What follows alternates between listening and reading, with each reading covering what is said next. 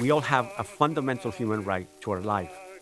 That is to say, the right to seek a place where we might be able to preserve and continue our life. Migration is the norm in the history of mankind from the very beginning. Hospitality is one of the foundational relationships between people in all human societies. In popular memory and in some older textbooks, the narrative is basically that people were just living in the countryside and not moving much, just working the land. That's not accurate. Most regions around the world were constantly on the move. So seasonal migration is a very big factor. Also, when we look at indigenous people here in the Americas, they're basically migrating in the plains, but also in the Southwest. So migration is the norm. Every time you have people encountering others who are unfamiliar to them, anytime you have somebody coming to a community where they don't know anybody, there's the need for what's often called a ritual of hospitality, whereby an outsider is temporarily incorporated into the community. When you have the idea of a piece of territory with people that belong to it and that have a particular bond to each other, the question very quickly turns to, who is an outsider? Who is not going to be allowed to be part of it? One of the things that makes a nation state is the claim to be able to patrol its borders, so that deciding who is in and who is out is a basic function of the nation state. It's okay for a government or a nation to want to regulate who comes in and who leaves. But how that regulation is designed really matters, and how the process for people seeking to be in the United States matters too. You can have a welcome policy and also have a regulation over who comes in and comes out. Someone trying to gain access to a country like the United States is often because they are at the end of their rope. They are feeling such a deep sense of hopelessness and are willing to risk everything. So there's this deep sense of vulnerability. If you are seeking a better life, you are already marginalized and you are not going to feel like you have a voice. We are certainly the model for many countries in the world, or at least have been, who look to us as, when people are oppressed or when people are looking for opportunity, that is the number one destination for them. And our national symbols, the Statue of Liberty, for example, seem to attest to that.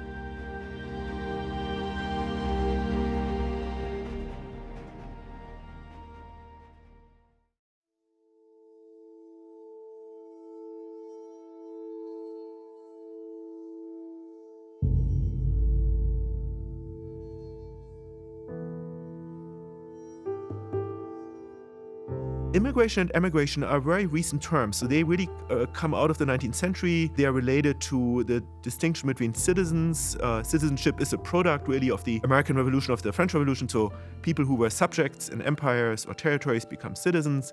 And as states begin to distinguish between citizens and non-citizens, citizens who are leaving are immigrants, strangers who are coming into the state are immigrants.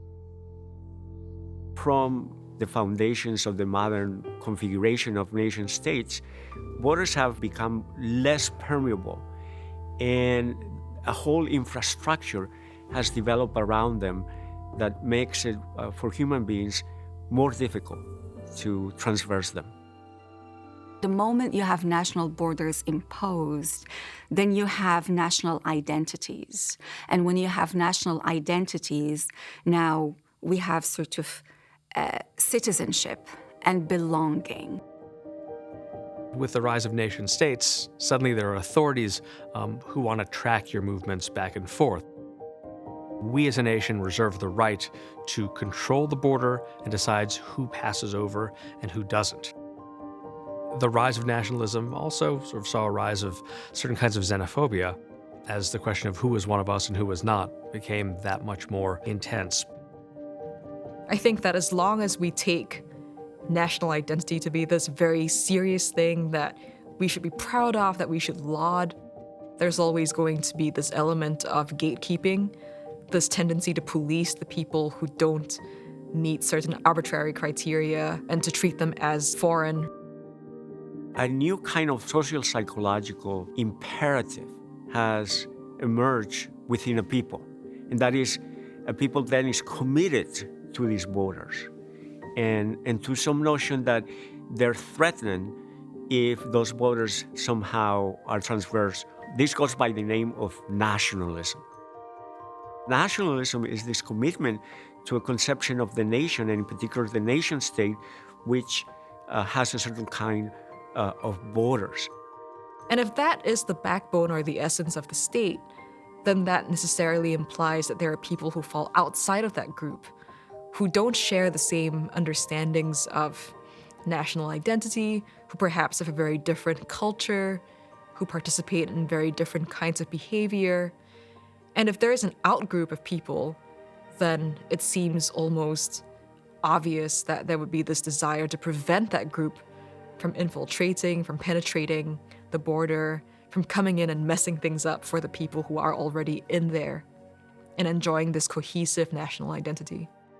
Right now, I would say we have, both in the contemporary discourse and also in the philosophical discourse, a very state-centric view of the demands of equality and human rights. There's very much a tendency to say that the scope of equality falls only within the state, even though we might have these pretty demanding duties to ensure equality.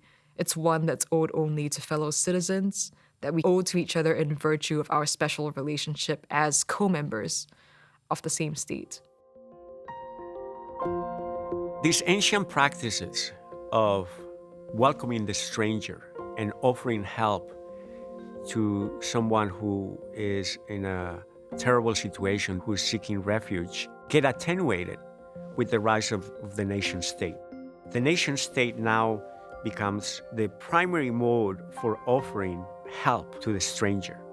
So what actually was a practice of the people gets delegated to the state.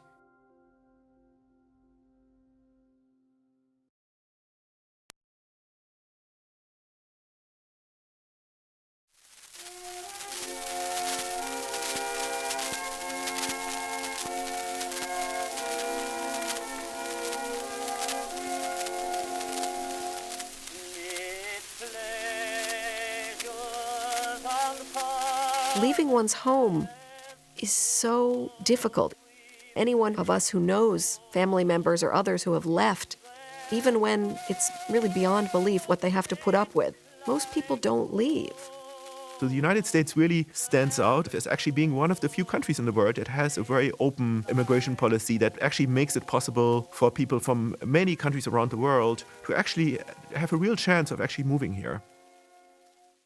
A refugee, at least according to the definitions we use, has some fairly desperate reason to leave, and therefore there should be some help in the United States, in the United Nations, around the world, for people like that to find a safe place to go. And it's really an issue of agency, right? So migrants have agency, refugees essentially are deprived of agency, they're forced to move. It is very complicated to differentiate between the two. That's true because the line is very fluid. Refugees do not always have no agency. So refugees are also migrants, and migrants can also be refugees. When we think about the history of the United States and its dark history of relationship with Native Americans and the fact that we kept pushing them west, you might say that that was one of the first American refugee crises. Many of Native Americans living in the South or in the West were actually peoples from the Northeast. And so it is a refugee crisis, which we created. We did not have a formal statutory framework for asylum and refugees until 1980, when Congress passed the Refugee Act of 1980.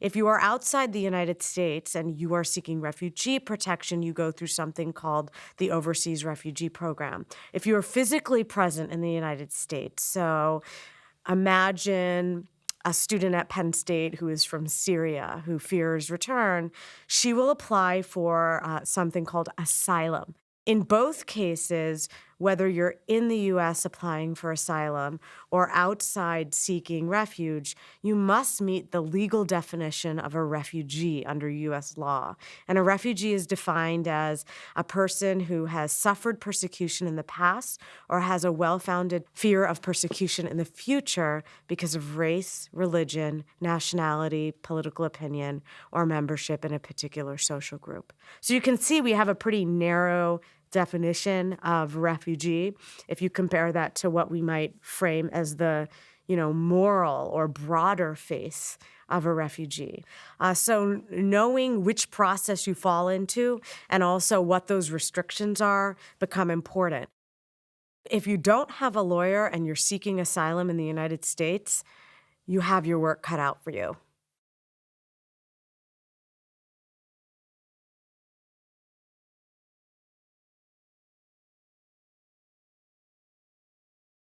Now quite a nation of wondrous population and free from everything.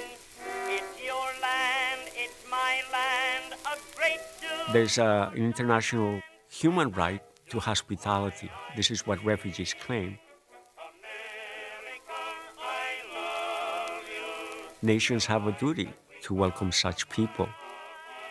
In addition, I think that nations also have a special duty towards people who are claiming hospitality to offer possibilities, to offer procedures and institutions through which people seeking hospitality can be integrated into that society.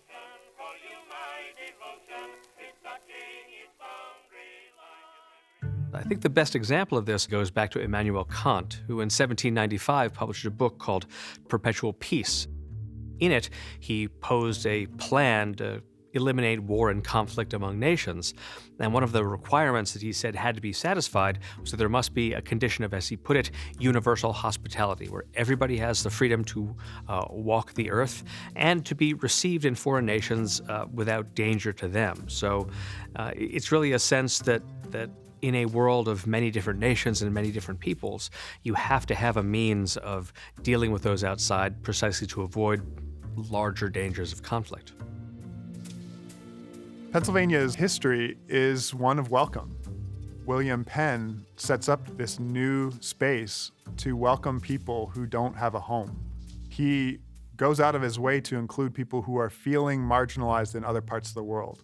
People who've been persecuted, especially for their religious beliefs, like the Quakers, the Mennonites, are offered a home here in this new land to be more welcome, to be more hospitable to the people who are most in need of that. I think it's a part of our origin story in this state, and we don't necessarily always remember that.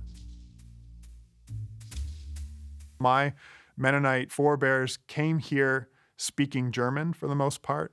They came here as rural farmers, and they found rural places to farm and to continue to speak German. They were given space to simply continue to be who they were best at being. Rural people, quiet people, people who held on to their ethnic and religious traditions and continue to do so for many years.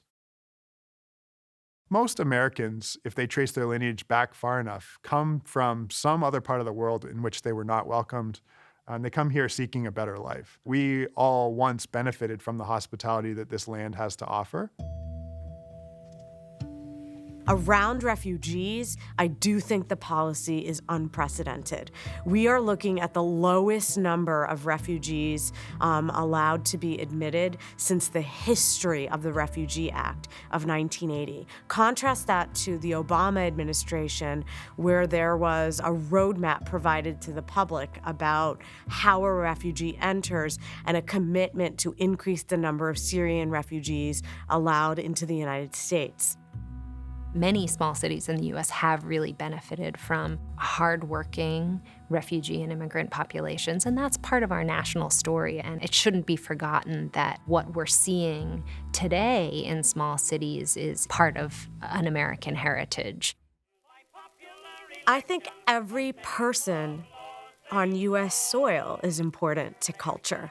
Immigrants really enhance American culture and improve American culture in their own right. America, I love you. we understand more about the people that we've been hospitable to than we did before we offered that hospitality. And I think that's how you create a better world, is by understanding stories, by getting some sense of connection with the people who we other or who we keep ourselves distant from. Those kinds of things are very transformative.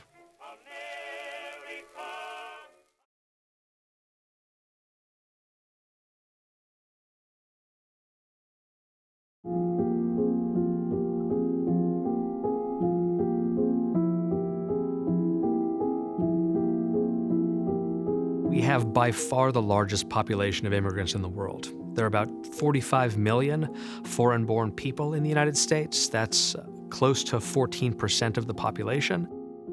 The problem with using the word illegal immigrant is that we're not just criminalizing the act, we're criminalizing the whole person. Immigration policy, to me, seems to be more about controlling populations. And the reason for that is there is this discourse of fear that's associated with immigration. Now, friends, I'm just an average American. But I'm an American. And some of the things I see in this country of ours make my blood boil. I see people with foreign accents making all the money. I see Negroes holding jobs that belong to me and you. Immigration has very negative connotations. What's going to become of us real Americans? You'll find it right here in this little pamphlet. The truth about Negroes and foreigners.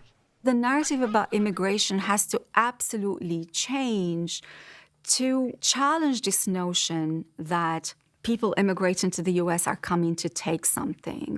What's missing in that narrative of immigration is the challenges that immigrants face when they come to the U.S. And I tell you, friends, we'll never be able to call this country our own until it's a country without Catholics, without alien foreigners. Previous to the Johnson-Reed Act of 1924, immigration was largely unregulated as long as it was from Europe. Starting in the early 1880s, a number of restrictive laws were passed, making it impossible for people from China and the rest of Asia ever to become citizens. But with that exception, immigration had been largely free. The immigration statute has a lot of history, and one of those histories include the national origin quotas. And it really was a system that discriminated or left out people based on where they are from. In the 19-teens, as large numbers of people arrived from Central Europe, from Southern Europe, the Protestant majority of the United States essentially began to worry. They began to panic that somehow this was going to destroy the foundations of their civilization. And some of those objections were on the basis of religion, that the traditionally massive Protestant majority was suddenly going to be dislodged by people who didn't believe the same way. This Anglo-Protestant majority decided to start making laws dramatically restricting immigration. And the 1924 Act and the ones that sort of led up to it attempted to assign quotas based on what the population of the U.S. had been in 1890. So that introduces a system that says, again, people from certain countries have a dramatic preference. It really is a struggle about what the nation means. We are the descendants of 40 million people who left other countries, other familiar scenes, to come here to the United States to build a new life, to make a new opportunity for themselves and their children. Starting in 1965, the immigration system in the United States was changed to make it less racially based, to make it fairer, and without regard to the particular country where people are coming from. Now, the main provision of the 1965 Act was to eliminate the 1924 National Origins Act quotas so that everybody would have an equal chance. And that is a great idea, and that was a tremendous achievement. President Kennedy and President Johnson after him wanted to find ways to create equality among Americans where it had not existed before, to create opportunity and to eliminate discrimination and find new ways for the federal government to help people. So if you actually look at Johnson's State of the Union speech of 1965, he explicitly says, that the Immigration Act is part of this broader plan to bring sort of a better future to the United States. To those in other lands that are seeking the promise of America through an immigration law based on the work a man can do and not where he was born or how he spells his name. The entire period from, I think, 1924 to 1965, about 86% of arrivals are sort of canceled out by departures. So there's a net gain of only 14% of the total. This is a phenomenon that results from what's called labor migration. What would happen in this situation is somebody might send a member of their household over to the United States, work for a period of time, send remittances back, and then eventually go back home to live in their community of origin. When we fast forward to the late 1980s, undocumented immigration started to be identified and treated as a problem in the United States, and they started building little sections of wall. So what happened? People stopped making those return trips. Once they crossed the border, they would stay put. And so what became a circular temporary migration flow became and was turned into a permanent settlement. Is we have kind of made illegal some kinds of labor that I'd like to see legal. We're doing two things. We're creating a whole society of really honorable, decent, family-loving people that are in violation of the law, and secondly, we're exacerbating relations with Mexico. The answer to your question... So suddenly, a pattern of settlement that had been very heavily regional becomes national. Since about 1970, roughly 25 million people moved from Latin America into U.S. cities or were born to Latin American immigrants in U.S. cities. It was a really dramatic reverse of a process that, we had been worrying about it decade after decade, starting really actually in the 1940s when the term urban crisis was first used.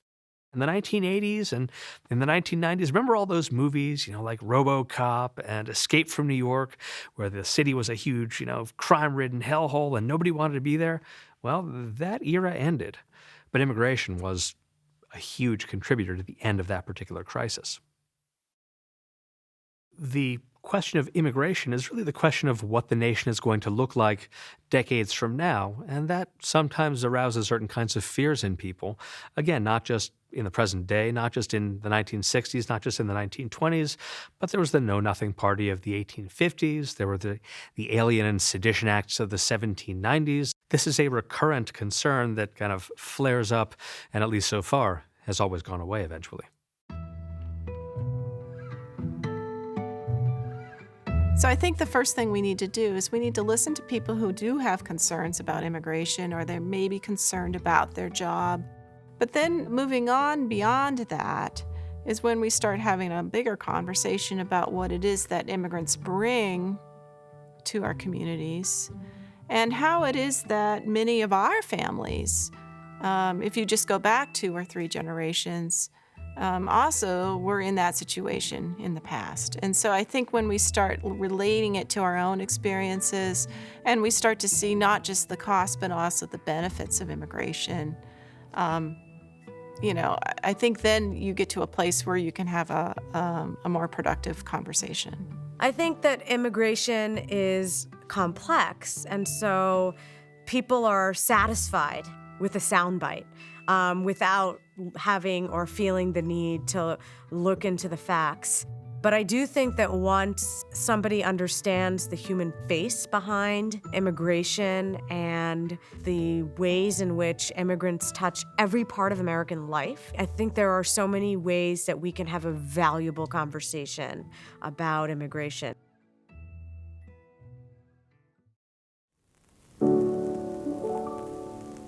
Give me your tired, your poor.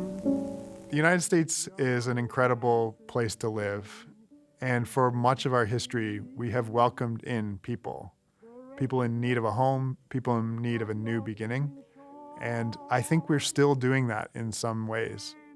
My fear is that we forget that history when we think about excluding and keeping others out. We need to remember the words that are on the Statue of Liberty. We need to remember that this is a place for people who have been marginalized, for people who are in need of a new home. And we can't let that flame go out. We have to hold that up time and time again. When the fear is winning out, I think we have to remind ourselves we are a country that has benefited so deeply from the experiences, the journeys that have brought our people to this place. The wretched refuse of your teeming shores, send these the homeless tempest-tossed to me. I lift my land beside the goal.